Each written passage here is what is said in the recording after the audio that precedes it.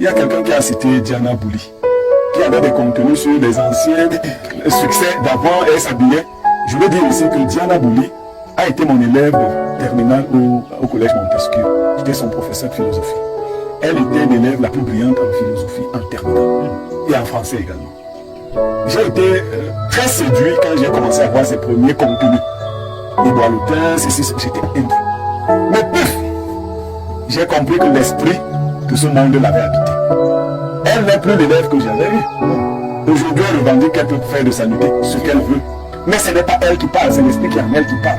Oh là là. Donc il faut savoir que la plupart des influenceurs, surtout ceux du Cameroun, sont habités par de mauvais esprits. Ils sont, on peut citer les groupes des esprits diables. Le premier groupe d'esprits, on l'appelle sensuel et séducteur. Le deuxième, on l'appelle animé et sournois. Le troisième, on l'appelle lourd et lugubre. Je préfère, mais vraiment. Alors c'est ces esprits-là qu'on vous donne.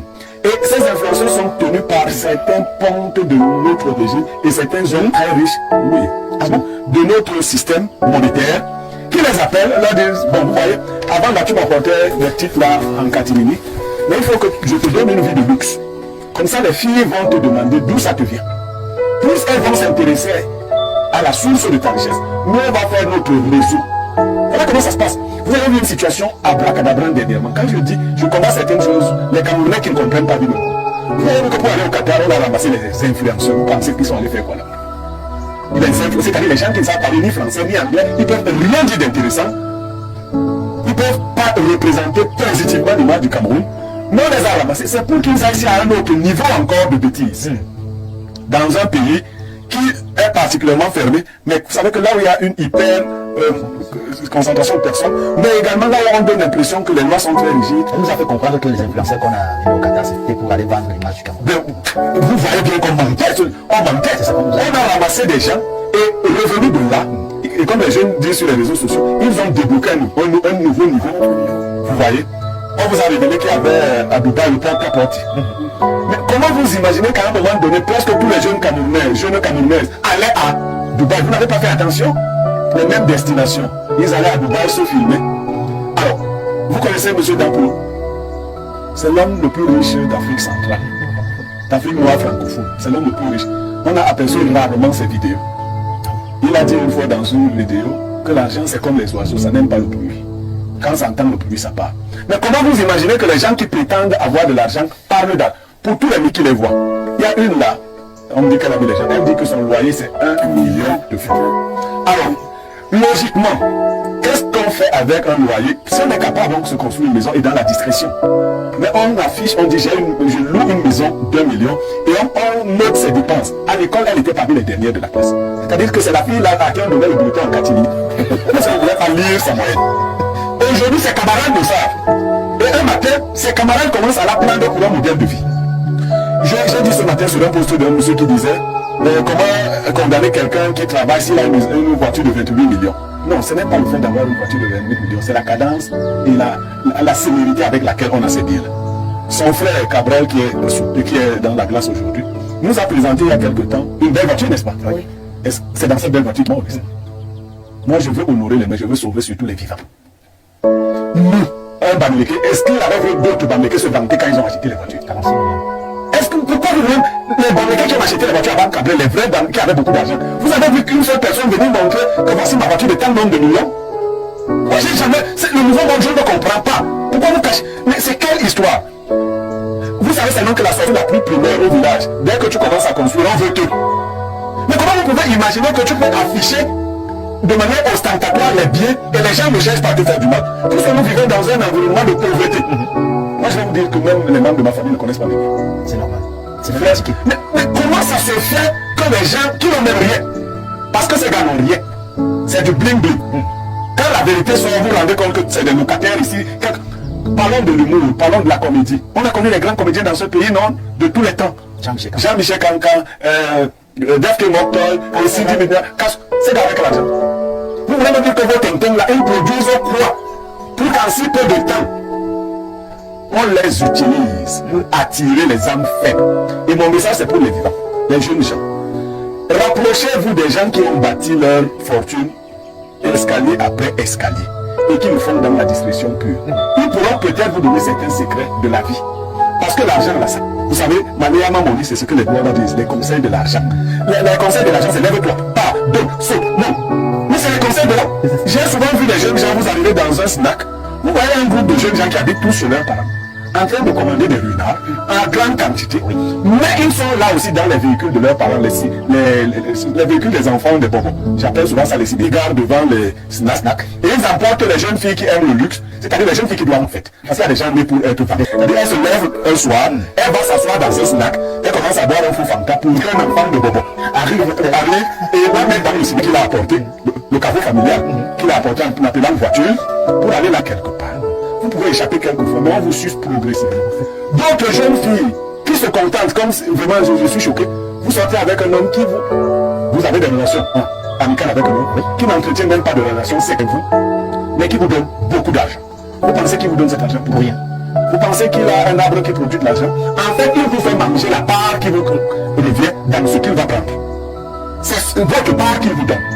Et donc vous pouvez dire que vous payez l'école de 14 millions à votre enfant, c'est-à-dire hier, vous étiez une petite fille de quartier difficile qu'on a récupérée parce qu'elle avait un joli visage. On vous a mis dans les ADC pour être...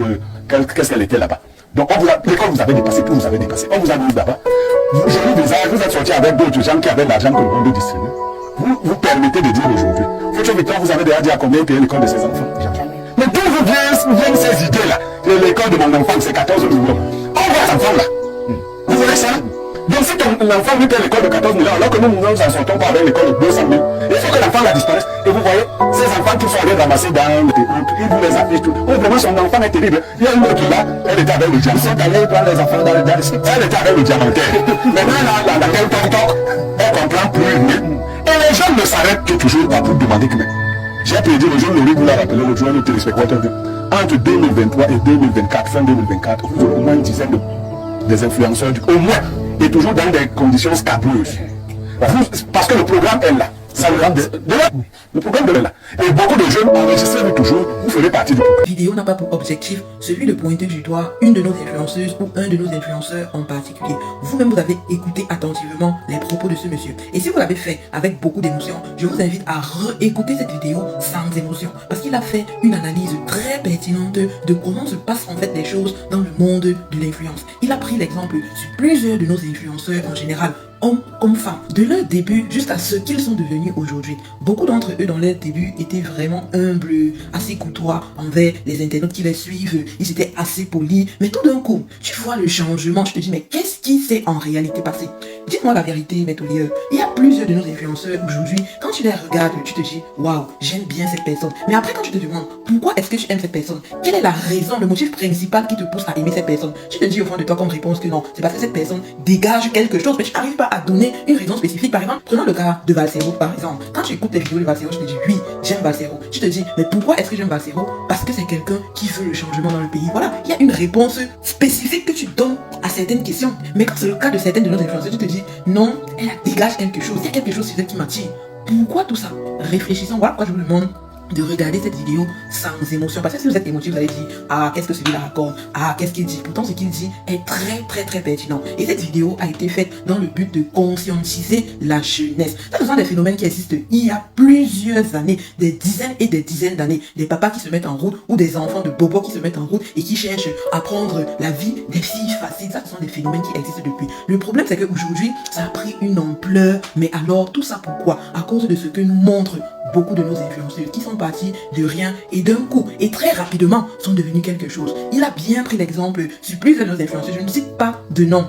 Il a pris l'exemple sur plusieurs de nos influenceuses. Hier, elle n'était rien. D'un coup, vous voyez, elle a complètement changé. Ceux même qui connaissaient l'influenceuse quand elle n'était rien, aujourd'hui l'apprécient alors qu'ils n'ont pas vu ce qu'elle a forcément fait pour pouvoir obtenir ce si gros changement. Vous ne vous posez pas des questions. Parfois, je me dis même que la jalousie naît du fait qu'une personne proche de nous parte de zéro et devienne quelqu'un. Et nous, à côté, on observe, on envie la personne en oubliant de se demander mais qu'est-ce que cette personne a fait pour pouvoir arriver là où elle est aujourd'hui? Quel est le dur labeur qu'elle a fait pour pouvoir arriver où elle est aujourd'hui? On oublie ce parcours-là. Parce que si on se renseignait un temps soit peu sur ce parcours-là, je pense que ça devait changer beaucoup de choses pour beaucoup d'entre nous. Parce que si tu vas écouter les échos et on te dit que non, elle est entrée dans tel, toi tu sais que non, tu ne peux pas t'en faire ce genre de choses. Tu te dis non, maman, pardon, reste avec ton argent là où tu es là. Ça ne m'intéresse pas. Par contre aussi, d'un autre côté, quand tu vas te renseigner, tu te dis que non, cette personne ne dormait pas pour avoir ce qu'elle a. Cette personne se levait très tôt le matin pour pouvoir aller chercher ce pourquoi elle a cet argent aujourd'hui. Là, ça peut t'encourager à travailler davantage aussi pour pouvoir atteindre le niveau que cette personne à côté de toi a eu aujourd'hui. Mais hélas, on oublie cette partie-là et on se met juste à envier les personnes qui sont autour de nous, qui ont évolué. En tout cas, moi, je laisse le libre choix à chacun de vous de faire sa propre analyse et de prendre ses propres conclusions. Je ne peux pas affirmer, je ne peux pas confirmer ce que dit le monsieur. Donc, je ne peux pas vous dire que c'est vrai, je ne peux pas non plus vous dire que c'est faux. Une chose est sûre, c'est que son analyse est très pertinente et très logique. Voilà mes tauliers, c'est tout ce que je voulais partager avec vous dans cette vidéo. Les jeunes d'aujourd'hui qui me regardent, faisons très attention aux choix que nous faisons. Cette vidéo doit être partagée au maximum parce que la jeunesse doit voir cette vidéo. Nous devons conscientiser la jeunesse d'aujourd'hui. La facilité, ça n'a pas de bons résultats. Certes, pour un début, tu vas te dire, waouh, la vie me réussit, j'obtiens ce que je veux, je fais ce que je veux, je roule dans une grosse voiture, j'ai une belle maison comparée aux gens qui ont le même âge que moi. Mais après, dans 1 an, dans 2 ans, pour ceux qui ont la chance, dans 10 ans, qu'est-ce que vous allez devenir? Quand on va commencer à vous demander des choses que vous ne pourrez plus donner, qu'est-ce que vous allez devenir? Vous allez commencer à regretter. Donc cette vidéo, c'est pour vous empêcher en fait d'arriver à ce moment de regret. Faites les bons choix dès maintenant. Associez-vous à ceux-là qui ont évolué, mais progressivement. Et n'oubliez pas de mettre toujours Dieu au centre de votre vie, afin déjà qu'il vous évite même en fait de croiser ce genre de personnes, afin qu'il vous évite même en fait d'avoir ce genre d'idée de facilité. Parce que oui, c'est de là que ça part, d'une idée, et puis ça se matérialise. Donc mettez Dieu au centre de votre vie, parce que c'est lui qui nous protège en tout temps et en tout lieu. Comme d'habitude,